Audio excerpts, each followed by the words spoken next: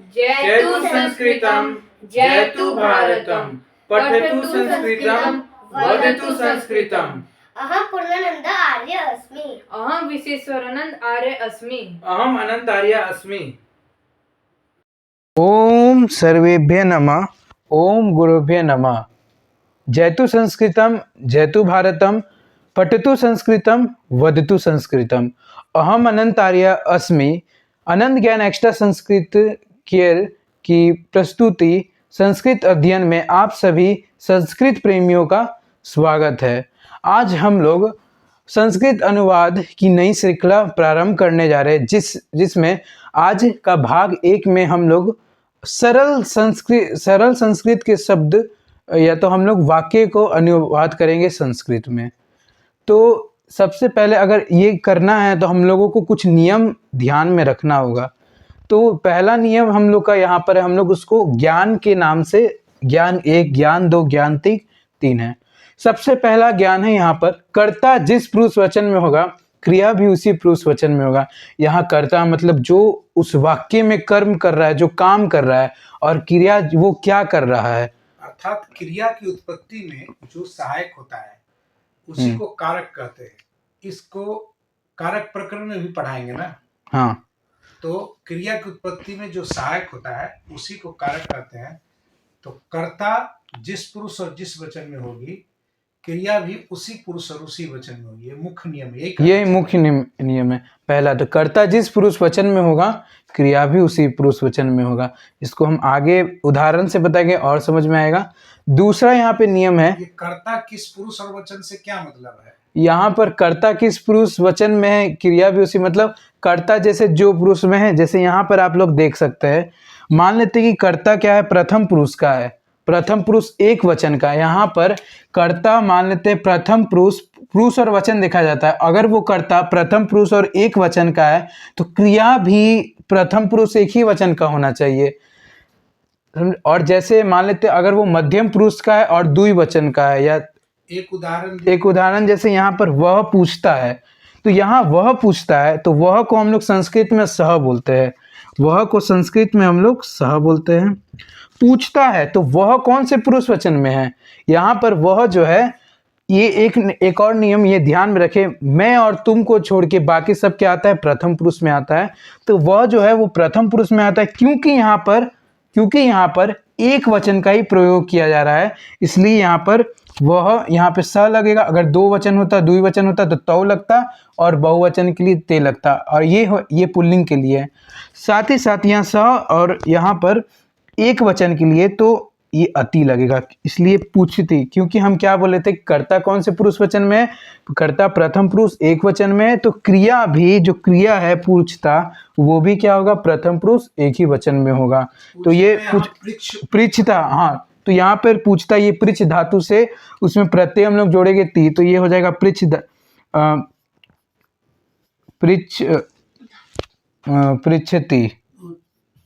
लिखा गया क्या, पृच्छति, तो ये होगा सह पृच्छति। तो ये पहला है ना, ये हिंदी का है ना, अनुवाद होगा सह पृच्छति।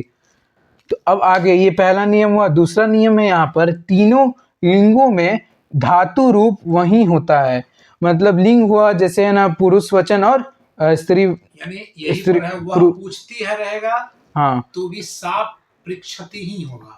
हाँ, मतलब पृच्छति में बदलाव, वहाँ पृच्छति में बदलाव कोई नहीं होगा। तीसरा नियम है अपदम न प्रयोजितम, बिना प्रत्यय लगाए शब्द धातु का प्रयोग नहीं करे। जैसे है ना, यहाँ पर देख सकते हैं ये पट क्या है, यहाँ पर पट जो है ये धातु है।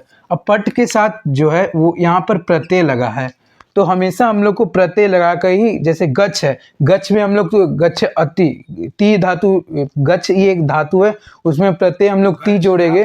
गम धातु मूल धातु है, उसको गच्छ के रूप में प्रयोग करते हैं। हाँ, तो वहाँ पे अगर ती लगाएंगे उसमें प्रत्यय जोड़ेंगे तो वहाँ पे गच्छती हो गया। और जैसे अब इतना ये जो नियम है इसको समझने के बाद हम लोग कुछ उदाहरण करते हैं।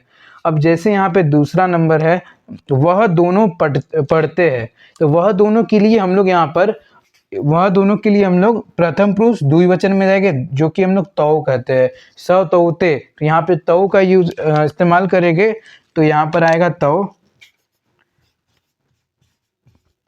तो वह दोनों के लिए अब पढ़ते हैं, तो पढ़ते, तो यहाँ पर क्या हो जाएगा, तौ के साथ हम लोग क्या प्रयोग करेंगे, क्योंकि ये प्रथम पुरुष द्विवचन में है, तो क्रिया भी उसी प्रथम पुरुष द्विवचन में, मतलब प्रथम पुरुष द्विवचन में अतः आता है। तो यहाँ पर पठतः हम लोग लिखेंगे, पठ में अतः लग जाएगा। हाँ, तो ये हो जाएगा पठतः। ये दूसरा शब्द हो गया पठतः, तो पठतः। और तीसरा है यहाँ पे वे सब पढ़ते हैं, तो वे सब क्या है, बहुवचन है। तो ये वह के लिए यहाँ पर देख सकते हैं कि यहाँ वह है और हम लोग बहुवचन का प्रयोग कर रहे हैं, तो यहाँ पर ते लगेगा, सौ तौते, तो यहाँ पर ते होगा।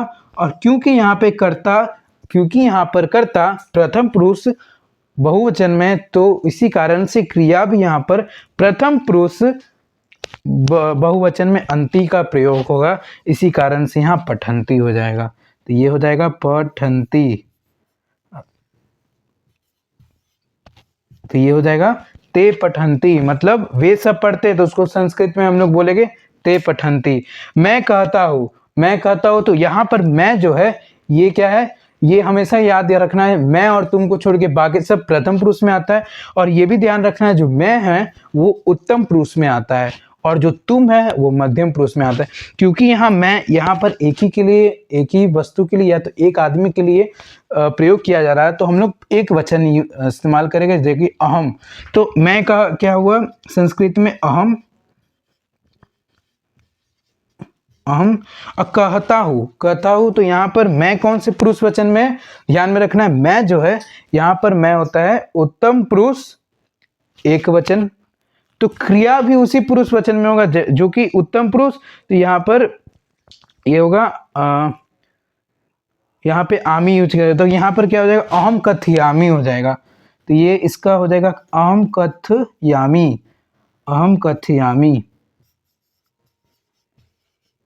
ये हो जाएगा अहम कथयामी। तो ये 4 उदाहरण मैंने बताया अभी अनुवाद की। अब यहाँ पर 5वां वाक्य है, हम दोनों नमस्कार करते हैं।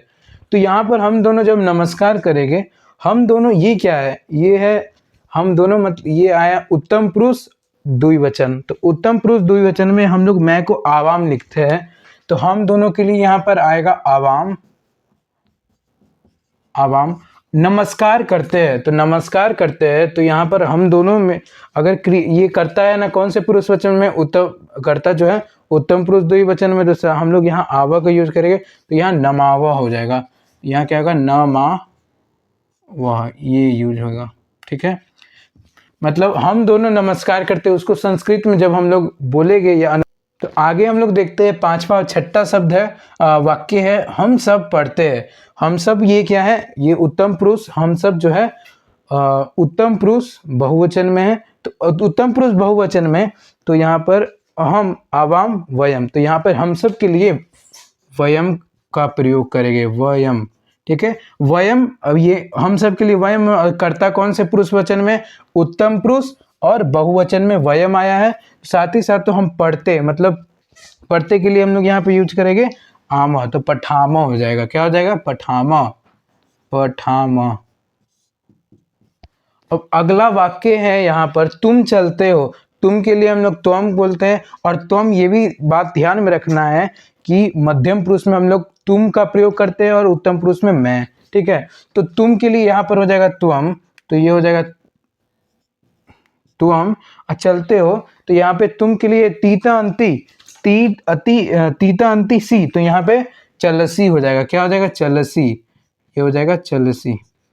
तो मतलब अगर हमको हिंदी में लिखा हुआ है तुम चलते हो, तो उसको संस्कृत में अनुवाद करेंगे तो वहां पे होगा त्वम चलसी। अगला यहाँ पर सब वाक्य है, तुम दोनों पूजा करते हो।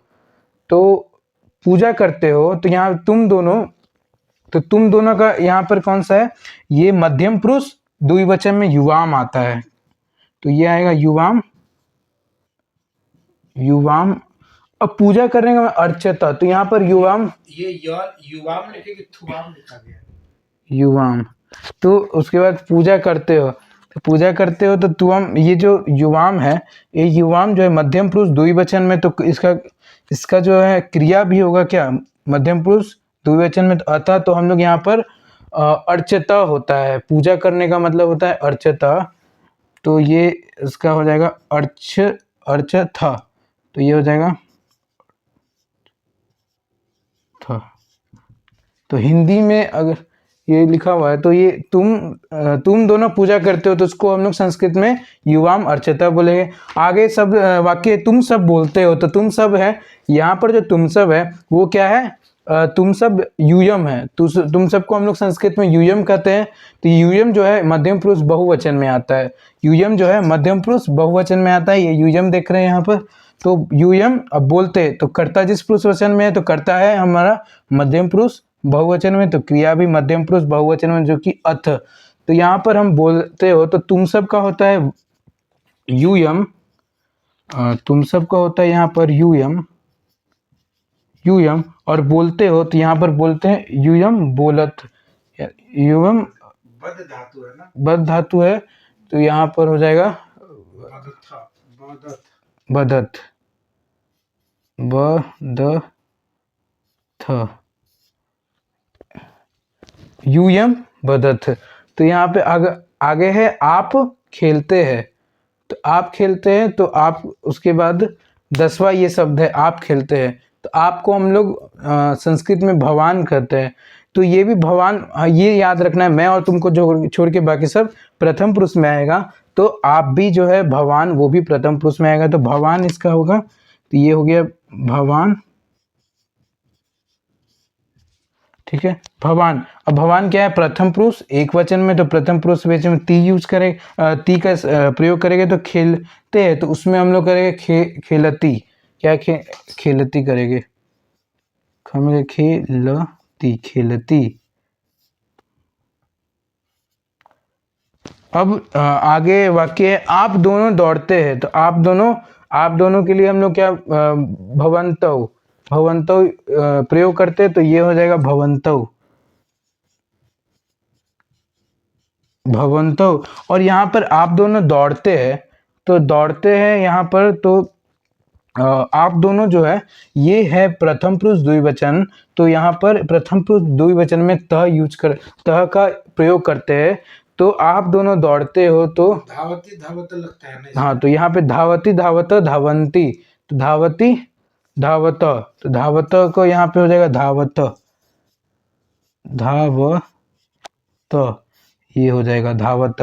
तो अगर हम लोग आप दोनों दौड़ते हैं तो उसको संस्कृत में बोलेंगे तो ये भवंतौ धावत। तो आगे हमारा वाक्य है आप सब हंसते हैं, आप सब में भवान भवंतौ भवंत, तो यहाँ पर ये हो जाएगा भवंत। ये सभी शब्द रूप जो सर्वनाम के वो भी आगे चर्चा होगी ना, ये सब और भी आगे अलग खंड है ना, उसके लिए है ना भाग दो आगे भी जो भी शब्दकोश में भी शायद चर्चा हाँ है ना? शब्दकोश में भी इसका चर्चा है, वहाँ शब्दकोश में हम लोगों ने अव्यय के बारे में भी चर्चा किया है। आप सब हंसते हैं तो भवंत, अब ये जो भवंत है यहाँ पर ये है प्रथम पुरुष बहुवचन में, तो यहाँ पर हंसते हैं ये वो हंसंती हो जाएगा, तो ये हो जाएगा हंसंती।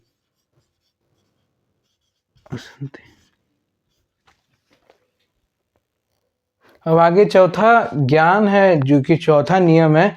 संस्कृत में च और जो कि है ना एक अव्यय शब्द है, च एक अव्यय शब्द है, तो च का मतलब होता है और का प्रयोग जुड़ने वाले पदों के बाद होता है। जैसे हम लोग बोलते हैं राम और लक्ष्मण, कहीं राम और लक्ष्मण जाते हैं तो यहाँ राम च लक्ष्मण, तो यहाँ पे राम च लक्ष्मण, तो यहाँ बीच में नहीं प्रयोग करके हम लोग कहाँ प्रयोग करते हैं, राम लक्ष्मण च ऐसे करके प्रयोग करते हैं। जुड़ने वाले पद के बाद में च लगाते हैं। हाँ, जुड़ने वाले पदों के बाद हम लोग लगाते हैं। इसको हम लोग उदाहरण से समझते हैं, जिससे कि ये सब जो है संस्कृत में सुंदरता लाने, संस्कृत के वाक्यों में सुंदरता लाने के लिए ये सब नियम है। तो यहाँ पे पहला, यहाँ पे जो 13वां उदाहरण है राम और लक्ष्मण गाते हैं, तो इसको संस्कृत में जब हम लोग अनुवाद करेंगे तो ये आएगा राम राम लक्ष्मण, लक्ष्मण एक कृष्ण है ना। हाँ सॉरी कृष्ण, ये हो जाएगा कृष्ण, कृष्ण। और अंत ये दोनों पदों को मिलने के बाद हम लोग और का जो कि च का प्रयोग करेंगे, तो च, और गाते हैं तो गाय, तो यहाँ पर गायन गायत। दो गो हुआ तो द्विवचन लगेगा। हाँ 2 गो है तो यहाँ पर गायत लग जाएगा। अब आगे हैं 14 वाक्य। राम और लक्ष्मण वन जाते हैं, तो राम और लक्ष्मण का ये हो जाएगा राम लक्ष्मण, राम लक्ष्मण। छ आधा लिखाएगा ना। अच्छा लक्ष्मण, लक्ष्मण आया छ, गलत हो गया। हाँ राम लक्ष्मण च वनम, यहाँ पर हो वन जाए, जाते यानी वन को जाते हैं। हाँ तो यहाँ वन वनम, वनम हो जाएगा, हलंत होगा ना। वनम। तो आगे है लास्ट जो कि वन जाते हैं तो ये गच, वनम जाते हैं तो क्या होगा। हाँ, यहाँ पर क्योंकि यहाँ पे है ना, यहाँ पे द्विवचन है, तो यहाँ पे जाते का यहाँ पे जाते, तो यहाँ पे गच्छता हम लोग प्रयोग करेंगे, तो ये क्या हो जाएगा गच्छता।